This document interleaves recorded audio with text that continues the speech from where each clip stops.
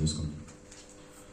దైవం మా తండ్రి, ప్రేమగల మా నాయన, ఇంతవరకు ప్రభా మమ్మల్ని సజీవ లెక్కలో ఉంచి నీ సన్నిధికి తీసుకొచ్చావు తండ్రి. నీ మాటలే మా హృదయం ముందు ఉంచుకోవాలి. అట్టి కృపతో మమ్మల్ని దీవించి ఆశీర్వదించాము. ప్రభువైన యేసుక్రీస్తు ఆ నామంలో అడిగి వేడుకుంటున్నాం తండ్రి. ఆమేన్.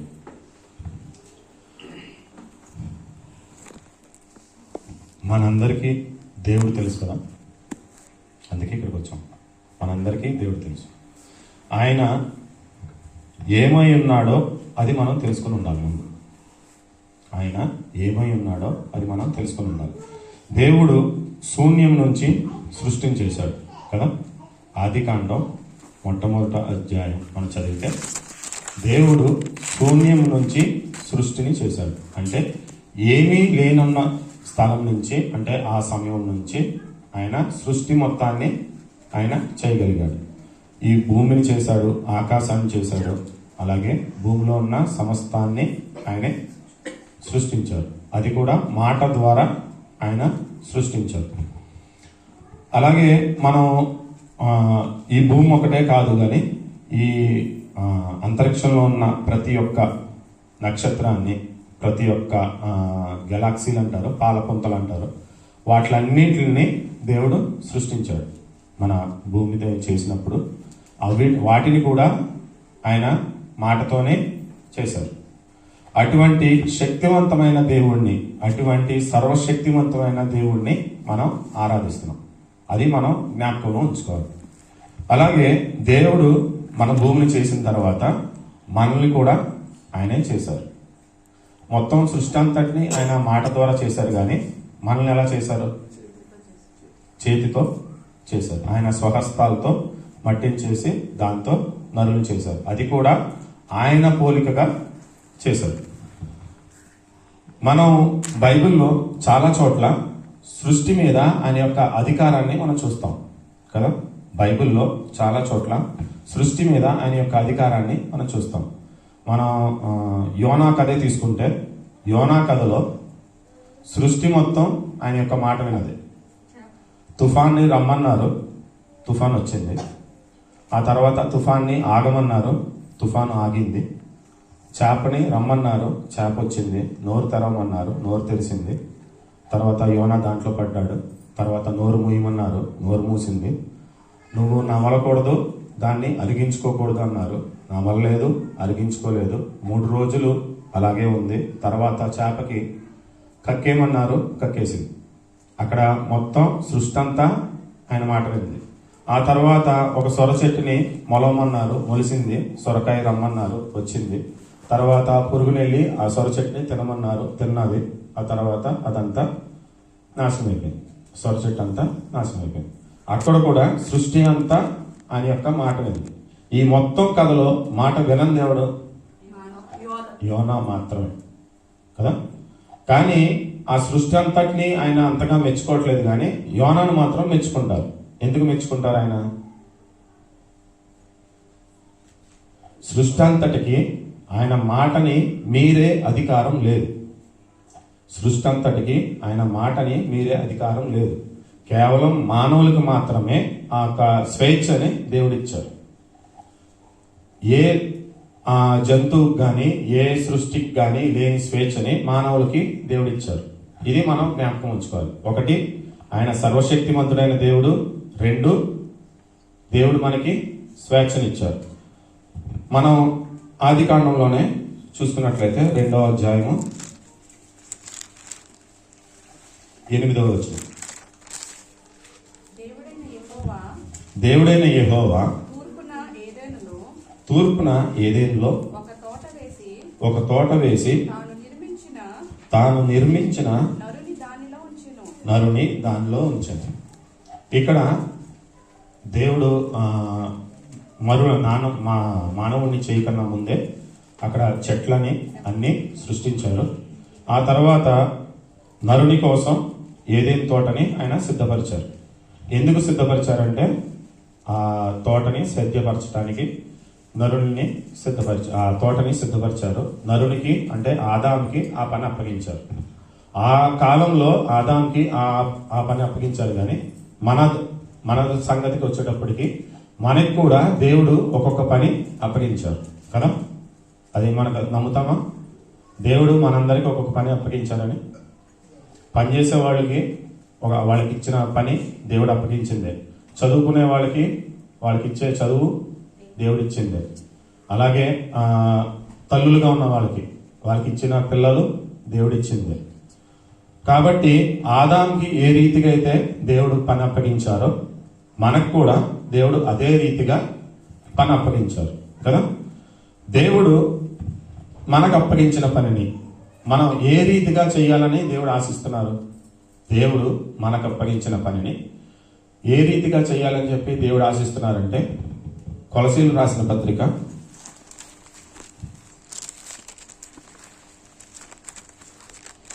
3వ అధ్యాయము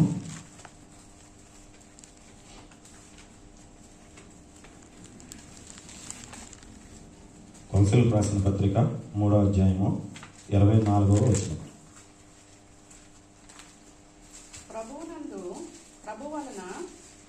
కొలసీలు రాసిన పత్రిక 3వ అధ్యాయము, మీరు ఏమి చేసినను అది మనుష్యుల నిమిత్తము కాక ప్రభువు నిమిత్తమని మనస్ఫూర్తిగా చేయుడి. మీరు ప్రభువైన క్రీస్తుకు దాసులై ఉన్నారు. మీరు ఏమి చేసినను అది మనుష్యుల నిమిత్తము కాక ప్రభువు నిమిత్తమని మనస్ఫూర్తిగా చేయుడి. మనకి అప్పగించిన పనిని, దేవుడు మనకిచ్చిన పనిని మనం ఏ రీతిగా చేయాలని చెప్పి దేవుడు ఆశిస్తున్నారు? మనస్ఫూర్తిగా చేయాలి. మనందరము ఏదో ఒక స్థితిలో స్కూల్కి వెళ్ళేవాళ్ళమే కదా. స్కూల్ అంటే ఏంటో మనందరికీ తెలుసు కదా. మనం వెళ్ళకపోయినా మన పిల్లలు కానీ మన మనవాళ్ళు కానీ ఎవరొకరు వెళ్ళిన వాళ్ళే ఉన్నారు కదా. స్కూల్ అంటే తెలియని వాళ్ళు ఎవరు లేరు కదా. స్కూల్లో ఏదన్నా ఒక క్లాస్ నుంచి ఎక్కువ శబ్దం వినిపిస్తుంది అనుకోండి, దాని అర్థం ఏంటి?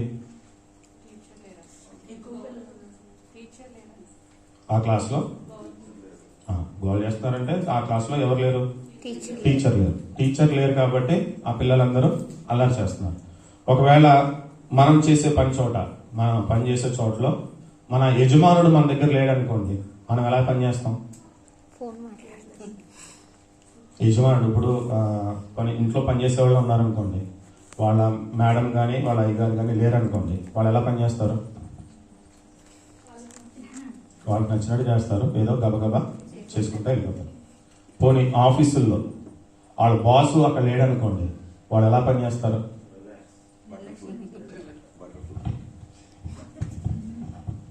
అది మనందరికీ అనుభవం, మనందరం అలా చేసిన వాళ్ళమే కదా.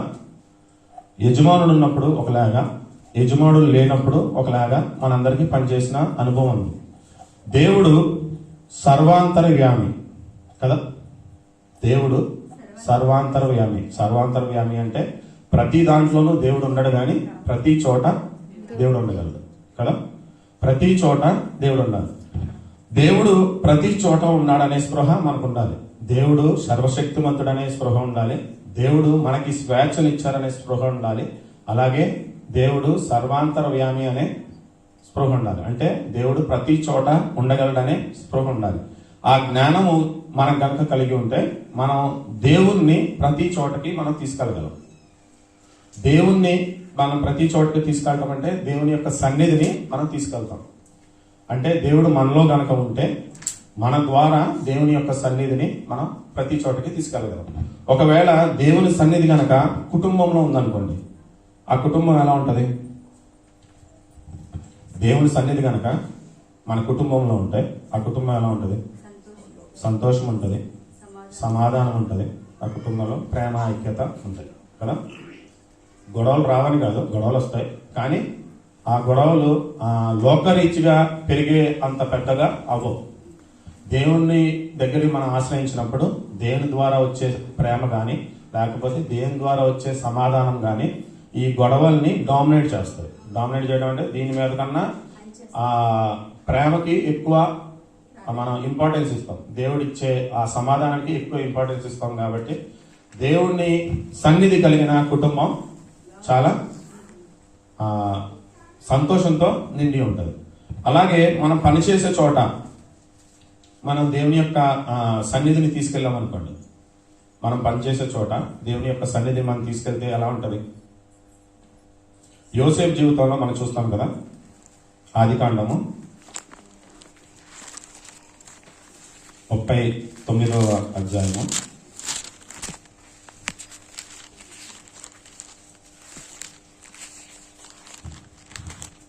2-3. యెహోవా యోసేపునకు తోడై ఉండెను గనుక అతడు వర్ధిల్లుచు తన యజమానుడకు ఆ ఐగుప్తుని ఇంట ఉండెను. యెహోవా అతనికి తోడై ఉండెననియు అతడు చేసినదంతయు అతని చేతిలో యెహోవా సఫలం చేసిననియో అతని యజమానుడు చూచినప్పుడు. చాలండి. మనం పనిచేసే చోటకి దేవుని యొక్క సన్నిధిని కనుక మనం తీసుకెళ్ళినట్లయితే అక్కడ ఏం కనిపిస్తుంది అంట మనకి? మన ఎవరైతే మనం పనిలో పెట్టుకున్నారో వాళ్ళు కూడా వర్ధిల్లుతారు. అలాగే మనను బట్టి దేవునికి మహిమ వస్తుంది. మనం పనిచేసే చోట కనుక మనం దేవుని యొక్క సన్నిధిని కనుక మనం తీసుకుని వెళ్తే, ఒకటి మనం వర్ధిల్లుతాం, మనను బట్టి మన యొక్క యజమానుడు వర్ధిల్లుతాడు, మనం చేసే పనిని బట్టి దేవునికి మహిమ వస్తుంది. అలాగే మనం ఎక్కడైనా పాపమ స్థితిలో, ఏదన్నా పాపాన్ని ఎదుర్కొంటున్న స్థితిలో మనం దేవుణ్ణి తీసుకెళ్ళామనుకోండి, దేవుని యొక్క సన్నిధిని తీసుకెళ్ళామనుకోండి, ఏమవుతుంది? మనం యోసేపు జీవితాన్ని మనం అది చూడొచ్చు.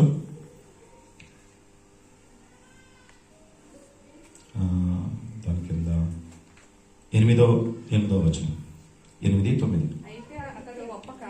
అయితే అతడు ఒప్పక నా యజమానుడు తనకు కలిగినదంతయు నా చేతికి అప్పగించను కదా, నా వశమున తన ఇంటిలో ఏమి ఉన్నదో అతడు ఎరుగదు. ఈ ఇంటిలో నాకంటే పైవాడు ఎవడునూ లేడు. నీవు అతని భార్యమైనందున నిన్ను తప్ప మరి దేనిని నాకు అప్పగింపగా ఉండలేదు. కాబట్టి నేనెట్లు ఇంత ఘోరమైన దుష్కార్యం చేసి దేవునికి విరోధముగా పాపము కట్టుకుందనని తన యజమానుని భార్యతో అనెను. ఇక్కడ జరిగిన సందర్భం మనందరికీ తెలుసు కదా. యోసేపు పొతీఫర్ ఇంట్లో పనిచేస్తున్నప్పుడు పొతీఫర్ యొక్క భార్య తనని బలవంతం పెడుతుంది. బలవంతం పెట్టినప్పుడు అతడు పాపం ఎదురుగా ఉన్నప్పుడు ఆయన ఏం చేశాడంటే, యోసేపు ఏం చేశాడంటే దేవుణ్ణి తీసుకొచ్చి అక్కడ పెట్టాడు. అక్కడ పెట్టి ఆయన ఏమంటున్నాడు, అటువంటి స్థితిలో ఆయన ఏమంటున్నాడంటే, దేవునికి విరోధముగా పాపం ఎట్లు నేను చేస్తాను. అక్కడ ఉన్నది ఆ పొతీఫర్ యొక్క భార్య, యోసేపు, వాళ్ళిద్దరే ఉన్నారు కదా. వాళ్ళిద్దరు ఉన్న స్థలంలో పాపపు ఆలోచన కలిగిన ఆ యొక్క స్థితిలో యోసేపు ఏమంటున్నాడంటే, నేను ఈ పని చేసి దేవునికి ఎలాగా విరోధంగా నడుచుకోగలను. యోసేపు ఏ విధంగా ఆ మాటను అనగలడు? దేవుని సన్నిధి తనతో ఉందనే స్పృహ యోసేపుకు ఉంది. మొదటి విషయంలో దేవుని సన్నిధి తనతో ఉందనే స్పృహ వల్ల తను చేసిన పనంతటిని తన యజమానునికి చేసినట్టు కాకుండా దేవునికి చేసినట్టు ఎంతో మనస్ఫూర్తిగా చేశాడు. అక్కడ ఫలవంతం పొందాడు. ఇక్కడ ఎప్పుడైతే పాపం తను ఎదురుగా వచ్చినప్పుడు దేవుని సన్నిధి తనతో ఉందనే స్పృహ అతనికి ఉన్నందువలన నేను దేవుని దృష్టిలో ఎలాగ పాపం చేయగలను. మనకి తండ్రికి కానీ మన పెద్దవాళ్ళకి కానీ మనం ఎప్పుడైనా లేకపోతే మన బాసులు కానీ మనం ఎదురుగా ఉన్నప్పుడు మనం ఫ్రీగా ఉండగలమా? ఫ్రీగా ఉండలేము కదా, చాలా అటెన్షన్లో ఉంటాం. అలాగే వాళ్ళు లేనప్పుడు మనం ఎలా ఉంటాం? చాలా ఫ్రీగా ఉంటాం. కానీ మనం ఏమని కలిగి ఉండాలంటే, దేవుని యొక్క సన్నిధి మనతో ఉందనే స్పృహ మనం కలిగి ఉండాలి. అలా కలిగి ఉంటే మనం ఏ పరిస్థితిలో ఉన్నా దేవునికి విరోధంగా మనం ఏ పని చేయలేం. ఎక్కడ ఉన్నా సరే దేవునికి ఇష్టమైన పని మనం చేయగలం, కానీ దేవునికి విరోధమైన పని మనం ఎక్కడా కూడా మనం చేయలేము. అలాగా దేవుని యొక్క సన్నిధి మనతో పాటు ఉంచుకోవాలనే స్పృహ మనకి ఉండాలి. ఒకవేళ ఏదైనా గొప్ప కార్యం చేసేటప్పుడు దేవుని సన్నిధి మనతో ఉందనుకోండి, మనం ఎలాగా బిహేవ్ చేస్తాం, మన నడవడి ఎలా ఉంటుంది? 1వ రాజుల గ్రంథము 17వ అధ్యాయము 1వ వచనం. అంతటా గిలాదు కాపరస్తుల సంబంధియును తిష్బీయుడైన ఏలియా ఆహాబునొద్దకు వచ్చి, ఎవని సన్నిధిని నేను నిలవబడి ఉన్నానో ఇశ్రాయేలు దేవుడైన ఆ యెహోవా జీవము తోడు నా మాట ప్రకారము గాక ఈ సంవత్సరములలో మంచైనను వర్షమైనను పడదని ప్రకటించను. ఇక్కడ ఏలియా ఎవరిని ఎదుర్కొన్నాడు? ఆహాబ్ అనే ఇశ్రాయేల్ రాజుని ఎదుర్కొన్నాడు. ఇశ్రాయేల్ రాజు ఎదురుగా వచ్చి, అక్కడ ఇశ్రాయేల్ రాజు ఉన్నాడు, ఆహాబ్ ఉన్నాడు, వాళ్ళిద్దరే ఉన్నారు కదా. అక్కడ ఇశ్రాయేల్ రాజుకి ఎదురుగా వచ్చి ఆయన ఏమంటున్నాడంటే, నేను ఎవని సన్నిధిని నిలవబడి ఉన్నానో అనే మాట మాట్లాడుతున్నారు. అక్కడ వాళ్ళిద్దరు కాకుండా ఇంకెవరు లేరు కదా. మరి అక్కడ ఆయన మాట్లాడుతున్న సన్నిధి ఎవరిది? దేవునిది. దేవుని సన్నిధి మనతో ఉందనే స్పృహ కనుక మనకుంటే, మనం ఎటువంటి గొప్ప కార్యాలు చేసినా సరే ఆ సన్నిధి బలంతో, లేకపోతే ఆయన ఉన్నాడనే భరోసాతో మనం ఏ పనైనా చేయగలం. మొదటిది, మన యొక్క కుటుంబంలో కనుక దేవుని సన్నిధి ఉంటే మనం పరలోక ఆనందం ఈ మన కుటుంబాల్లోనే మనం అనుభవించగలం. మనం చేసే పని చోట్ల గనక మన దేవుని సన్నిధి మనతో పాటు తీసుకువెళితే మనం నమ్మకంగా పనిచేస్తాము. మనం చేసే పనిని బట్టి మనల్ని దీవిస్తారు, మన యజమాని దీవిస్తారు, అలాగే దేవునికి మహిమ కూడా వస్తుంది. అలాగే పాపపు యొక్క స్థితిలో, లేకపోతే పాపం మనం ఎదుర్కొంటున్నప్పుడు కనుక మనం దేవుని సన్నిధి మనతో పాటు ఉందనే స్పృహలో ఉంటే మనం ఏ దుష్కార్యంలోనూ మనం పాల్గొనం. అలాగే గొప్ప కార్యాలు చేసేటప్పుడు మనం దేవుని యొక్క సన్నిధి మనతో పాటు ఉందనే జ్ఞానం కనుక మనకుంటే మనం ఎటువంటి కార్యాలైనా దేవుని నామాన్ని చేయగలం.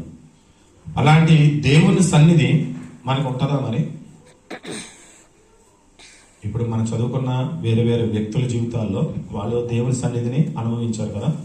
అలాగే వాళ్ళు వెళ్ళిన ప్రతి చోట ఆ సన్నిధిని వారు తీసుకెళ్ళగలిగారు. అంటే దేవుని యొక్క సహవాసాన్ని, దేవుడు తనతో పాటు ఉన్నాడనే ఆ ఆలోచనని వారు తీసుకెళ్ళగలిగారు. మరి అటువంటి ఆలోచన మనకు ఉంటుందా? దేవుడు సృష్టిని మొత్తం చేసినప్పుడు ఆయన ఒక మాట అన్నారు. ఆదికాండము 1వ అధ్యాయము 31వ వచనం. దేవుడు తాను చేసినది యావత్తును చూచినప్పుడు అది చాలా మంచిదిగా ఉండేది. చాలండి. ఇది 6వ దినం జరిగిన విషయం అన్నమాట. అంటే 6 దినాల్లో దేవుడు సృష్టి అంతటినీ చేశారు. ఆ తర్వాత మానవుని కూడా చేశారు.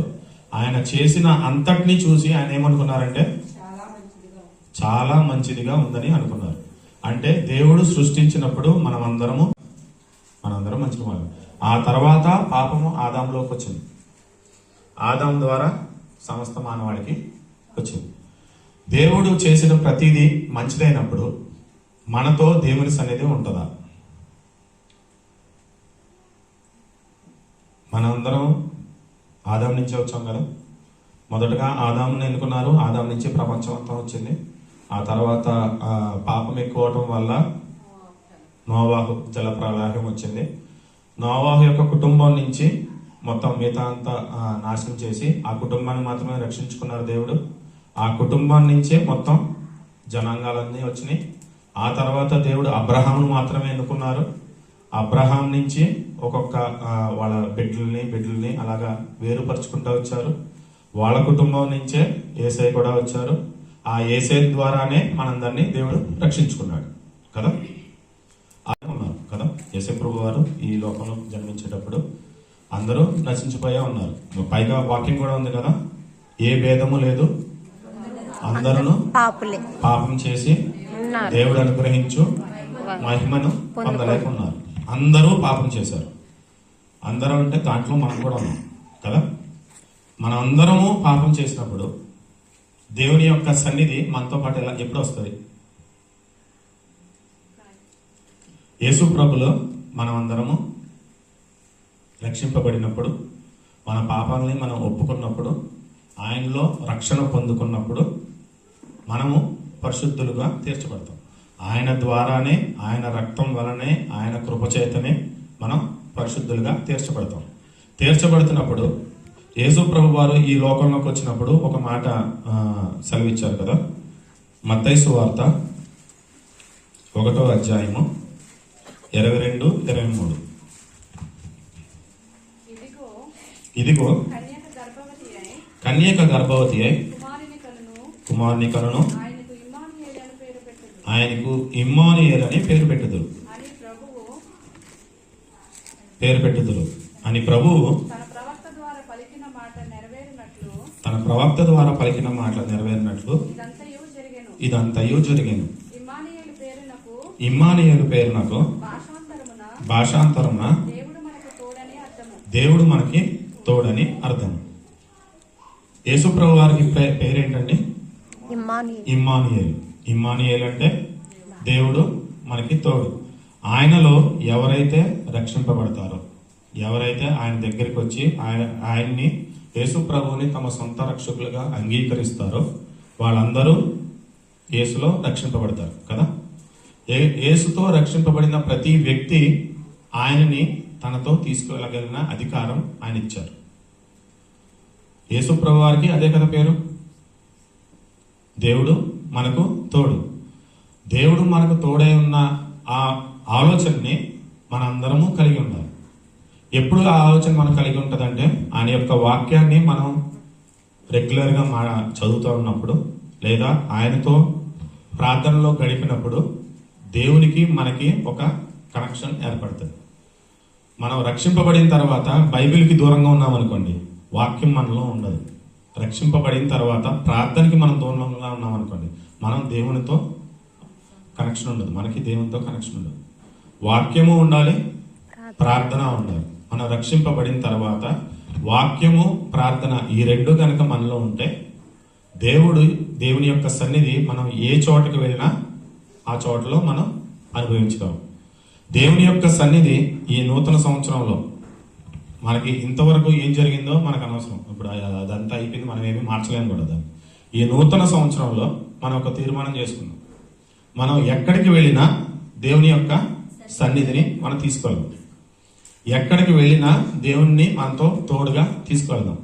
అలా తీసుకువెళ్ళినప్పుడు ఒకటి, మనం పాపంలో పడకుండా ఆయన కాపాడతారు. రెండు, మనం చేసే పని మనం చాలా స్పృహతో చేస్తాం. దేవుడు నాకు ఇచ్చిన పని, దేవుడు నాకు అప్పగించిన పని, దేవుడు నా ఎదురుగా ఉన్నాడు, ఆయన ఎదురుగా ఉన్నప్పుడు నేను ఎలాగ చేస్తాను అన్న స్పృహ మనకుంటుంది. దేవుని సన్నిధిని కనుక మనం తీసుకెళ్తే మనం పనిచేసే ప్రతి చోట మనం దేవుణ్ణి చూపించగలం. దేవుని యొక్క సన్నిధి మనతో కనుక తీసుకువెళితే మన యొక్క కుటుంబాల్లో దేవుని ప్రేమను అనుభవించగలం. దేవుని యొక్క సన్నిధిని కనుక మనం తీసుకెళ్ళగలిగితే మనం దేవునికై గొప్ప కార్యాలు మనం చేయగలం. అటువంటి సర్వశక్తివంతుడైన దేవుణ్ణి, అటువంటి సర్వాంతర్యామైన దేవుణ్ణి మనం తోడుగా మనం తీసుకెళ్ళగలిగితే దేవుని కొరకు మనం గొప్ప కార్యాలు మనం చేస్తాం. అట్టి కార్యాలు మనం చేయటానికి దేవుడు ఈ యొక్క వాక్యాన్ని మన వెనుకల్లో దీవించి ఆశీర్వదించును గాక. ఆమేన్.